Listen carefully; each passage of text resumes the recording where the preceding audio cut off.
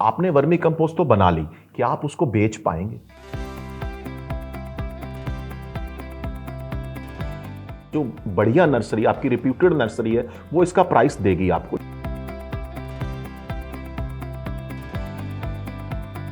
उसी गोबर को अगर वो वर्मी कंपोस्ट में तब्दील करे तो वो उसी गोबर जो उसका 30-35 पैसे में बिक रहा है, उसी गोबर को वो 4-5 रुपए किलो में बेच सकता है, यानी कि तकरीबन 300-400% इंक्रीमेंट। अब आपको इसको बेचना कहाँ है? जो मैरिज पैलेसेस या रिजॉर्ट्स रहते हैं, उसके बाद आपके पास कॉलेजेस हैं, यूनिवर्सिटीज़ हैं और बड़े बड़े जो कंपनीज हैं उनके पार्क्स हैं, वहाँ पे आप इनको बेच सकते हो। आपने सोशल मीडिया, फेसबुक या यूट्यूब पे बहुत बार देखा होगा कि केंचुआ खाद का काम शुरू करके किसानों ने कमाए 50 लाख, 1 करोड़ या और भी बहुत सारी बातें आपको देखने को मिलती हैं। इसमें क्या सच्चाई है, उसके बारे में जानने के लिए हमारे साथ Punjab vermi composting training centre से गुर रजनीश जी हमारे साथ मौजूद हैं। उनसे बात करते हैं कि कितनी सच्चाई इसमें है और क्या सही प्रोसेस है वर्मी कंपोस्ट बनाने का, क्या उसकी क्वांटिटी किस चीज़ में क्या क्या डलता है, उसमें क्या केंचुआ कितना डलता है, गोबर कितना डलता है, वो तमाम जानकारी आपके साथ शेयर करेंगे। बहुत बहुत स्वागत है।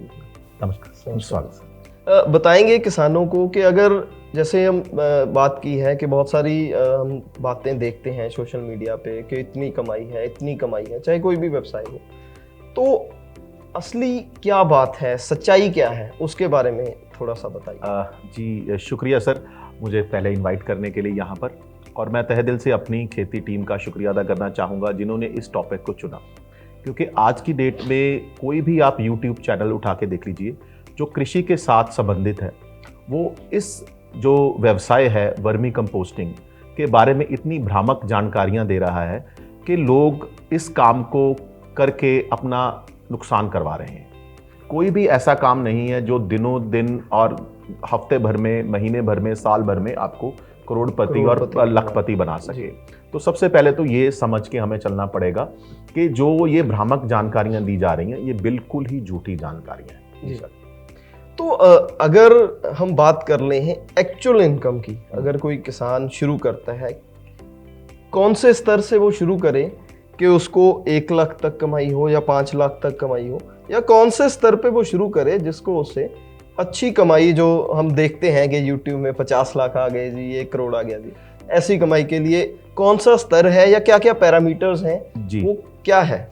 सबसे पहले ये समझते हैं कि कौन कौन इस काम को कर सकता है। देखिए, इस काम को करने के लिए कोई ज़्यादा हमें टेक्निकल नॉलेज की ज़रूरत नहीं है।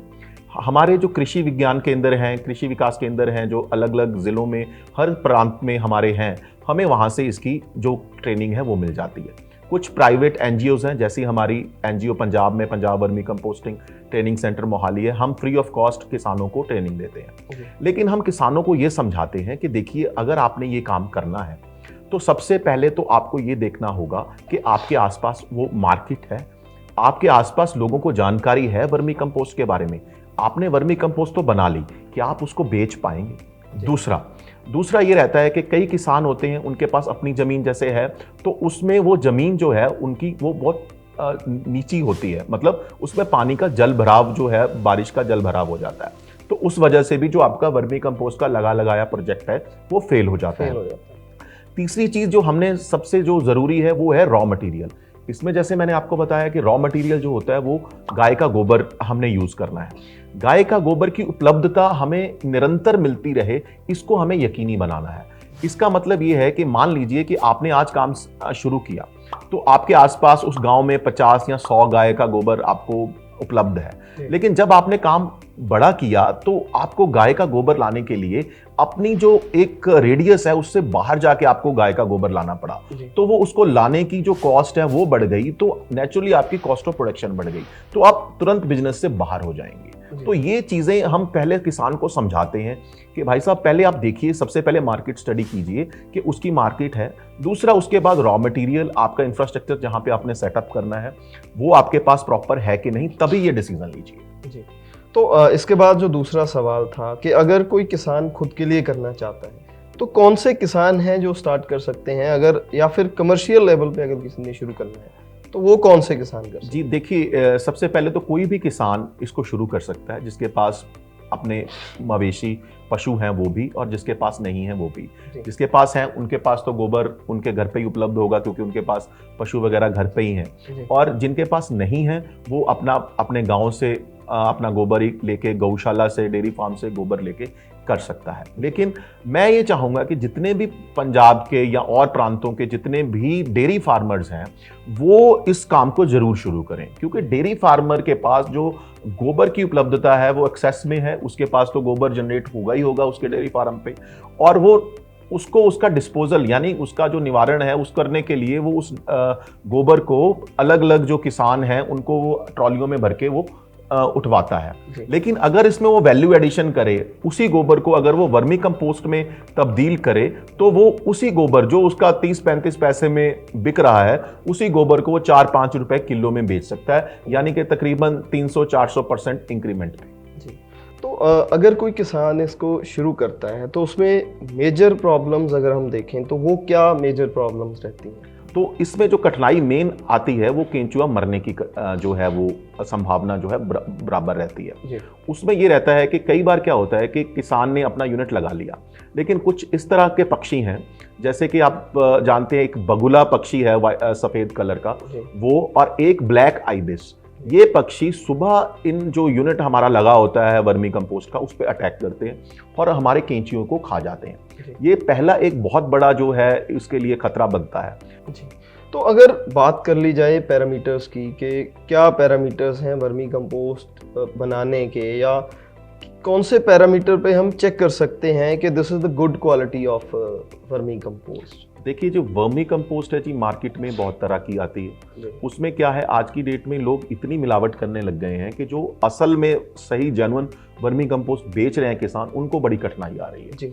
तो जो किसान बेच रहे हैं उनको ये समझना होगा कि उनको जिन किसानों को आगे वो बेच रहे हैं या जिन नर्सरियों को बेच रहे हैं उनको समझाना होगा कि जेन्युइन और जो अपनी नकली वर्मी कंपोस्ट है, अडल्ट्रेशन वाली वर्मी कंपोस्ट है, तो उसमें क्या फ़र्क है। देखिए, जो असली वर्मी कंपोस्ट रहेगी वो हल्की वेट रहेगी, मतलब हल्की नमी पे रहेगी, क्योंकि वर्मी कंपोस्ट में 15 से 25% तक मॉइस्चर होना जरूरी है। और जो नकली वर्मी कंपोस्ट रहेगी वो बिल्कुल सूखी एक मिट्टी की तरह एक काला सा जो पदार्थ वो रहती है। एक तो ये हुआ, और दूसरा जो है कि जो अपनी असली वर्मी कंपोस्ट है वो चाय पत्ती की तरह थोड़ी फ्लफी या थोड़ी भुरभरी सी रहती है, और थोड़ी हल्की भी रहती है देखने में। तो ये जो है मेन फ़र्क है, जो कस्टमर को भी समझना पड़ेगा और जो बेच रहा है उसको भी समझाना पड़ेगा कस्टमर। अब हम बात करते हैं कि वो इसको, अगर नर्सरी वाला इसको नहीं खरीदेगा तो वो खरीदेगा कौन।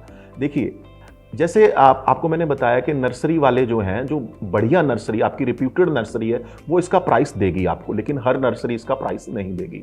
अब आपको इसको बेचना कहाँ है।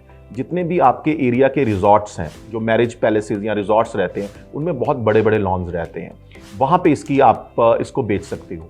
उसके बाद आपके पास कॉलेजेस हैं, यूनिवर्सिटीज़ हैं, और बड़े बड़े जो कंपनीज हैं उनके पार्क्स हैं, वहाँ पे आप इनको बेच सकते हो। उसके बाद गवर्नमेंट टेंडर निकालती है, जितनी भी अपनी नेशनल हाईवेज हैं, स्टेट हाईवेज हैं, उसके आसपास जो भी पौधे लगे होते हैं, प्लांटेशन हुई होती है, उसमें ये यूज़ होती है। फिर जो हमारे प्रांत के जो वन विभाग रहता है, जिसको फॉरेस्ट डिपार्टमेंट बोलते हैं, उनको भी गवर्नमेंट की तरफ से एक टारगेट होता है कि उन्होंने इतने पेड़ पौधे लगाने हैं, वहाँ पे भी इसकी यूजेज है। और उसके अलावा जो अपना किसान है, वहाँ तो इसकी यूजेज है ही। लेकिन मैं आपको ये बता दूं, इसको वही किसान लेगा जो धान और गेहूं के चक्कर में नहीं फंसा हुआ। मतलब आप इसको फ्लोरिकल्चर, जो फूल की खेती करता है, उस किसान को बड़े आराम से बेच सकते हो।